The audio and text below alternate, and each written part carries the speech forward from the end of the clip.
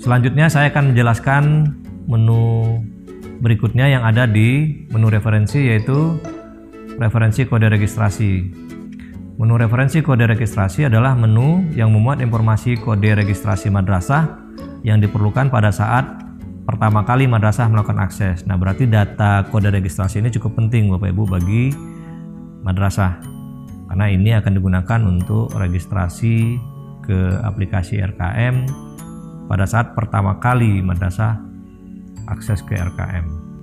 Nah, bagaimana cara menggunakan menu referensi kode registrasi madrasah ini? Berikut penjelasannya.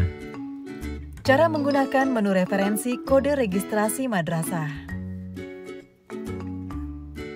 Klik menu referensi, submenu kode registrasi. Menu ini memuat informasi kode registrasi madrasah yang diperlukan pada saat pertama kali madrasah melakukan akses iRKAM. Kode registrasi akan otomatis muncul apabila madrasah sudah terregister pada iRKAM.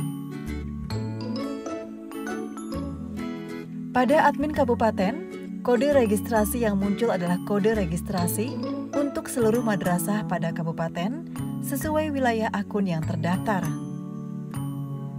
Pilih jenjang dan status sekolah yang diinginkan. Data yang ditampilkan dapat diekspor dalam format file Excel. Anda juga dapat melakukan pencarian cepat dengan mengetik kata kunci pada kolom pencarian yang terdapat di samping kanan tombol ekspor. Nah, demikian Bapak Ibu penjelasan lengkap saya tentang menu-menu yang ada di menu referensi.